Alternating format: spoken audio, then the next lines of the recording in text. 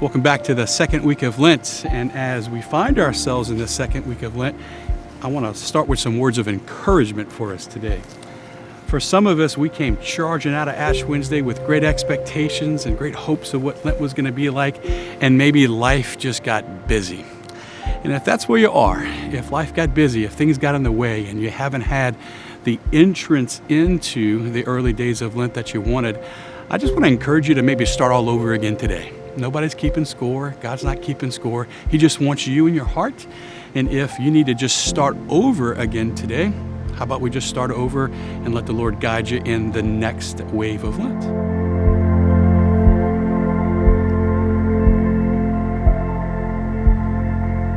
For some of us, as you have been faithful to prayer, maybe it hasn't met your expectations.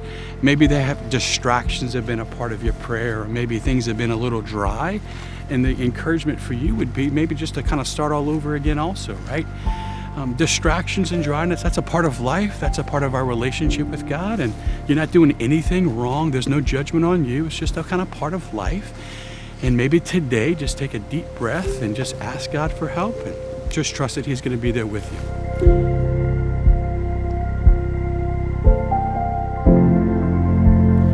For some of us, into the second week of Lent, maybe things are happening.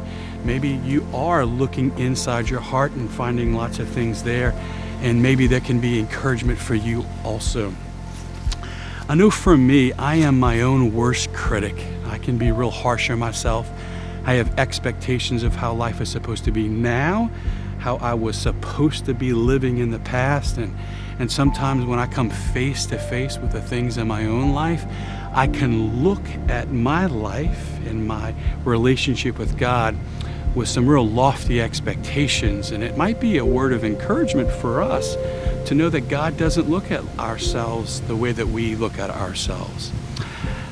When he's writing about love, Pope Benedict XVI wrote in his 18th paragraph this beautiful invitation for us to love, as he says, even the person who we do not like or even know.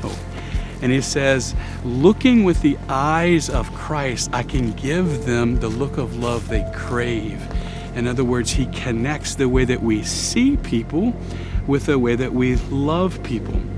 And if that's true with others, the way that we see others is important, then the way that we see ourselves, or the way that we allow God to show us how he sees us, is really important if we're going to be able to taste his love in our lives. God doesn't look at us the way that we look at us. God looks at us through the eyes of mercy. God looks at us through the eyes of love. God looks at us through the eyes of compassion. And just know that when we are looking at the things in our hearts, when we're looking at the tough stuff of life, and we might be overly critical, God doesn't look at us that way. He looks at us the way that he looks at all of his sons and his daughters.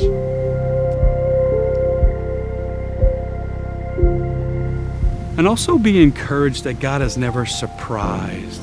You know, sometimes when we look at our hearts and we discover things that are a part of our history or things that pop up, we can be surprised that those things are there, and we can worry about that. Let me tell you a story about the seminary.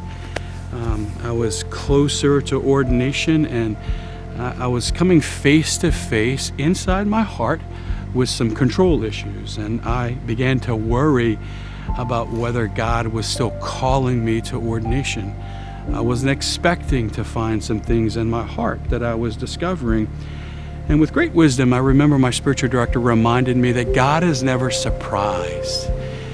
As I was coming face to face with this issue, he reminded me that God wasn't seeing it for the first time. It's not like God called me to the seminary shortly after college, and all of a sudden this issue popped up close to ordination, and God was saying to himself, oh, I never saw that coming, right? I'm surprised that that's there. God's never surprised. In fact, God was waiting for me to share that issue with him. God was waiting for me to give him access to that spot in my heart. And you might come face to face with some things in your life this Lent that you might be surprised with, but God's not surprised. In fact, for many of us, God may have just been waiting for permission to be with us in those places of our heart. And that is where we're going to see the transformation in our life.